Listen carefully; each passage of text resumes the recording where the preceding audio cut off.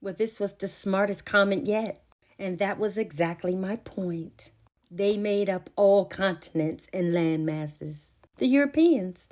As you can see here, the land was first called Abukalan until the Greeks and the Romans renamed it to Africa. Now, as you can see here, this would be the Middle East, otherwise known as Mesopotamia. If you look down here, it says it's also including Nile rivers, valleys, in Egypt. And we know Egypt is in Africa, North Africa. It says here that people started farming here in the 9000s BC, and by around 2500 BC, the Sumerians found the first complex societies that resemble what we know today is called countries. But we'll get back to the Sumerians in a minute.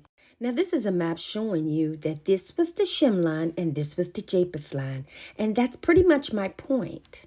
That before colonization, this area was considered Shem, Japheth, and Ham land. Now, this is an old map from China. And you can see here that they considered the Garden of Eden to be right around here. And here's Africa. And this little area here would be Ethiopia and Shinar. One little landmass all together. And we know Ethiopia is in Africa. And did you see China's right there? Now, another name from Shinar is Mesopotamia. Now, a close-up look is showing you how this little strip here separates Africa to Asia. Because you have to understand who's in this land today. The people in this land wish to choose Asia for financial gain. Pause the read, but you can see why the pivot to Asia is so notable. But still understanding that this whole entire area was considered the Middle East before colonizers came into the picture. Oh yeah, Egypt was considered it also, and that's in Africa.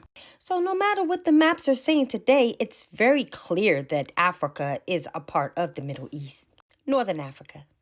And here's a document stating that Judaism religion wants to go towards the Asian roots. Why? Because these people are Sumerians. They are not the true Israelites of Scripture. But their true identity would be Canaanites that we know have subdued the land, which makes this scripture reality. They will fall by the sword and be taken as prisoners to all nations. Jerusalem will be trampled on by the Gentiles until the time of the Gentiles is fulfilled. Do you understand there's a motive behind changing the land and connecting roots? Because they are trying to prove who they are. Imposters, not the true people.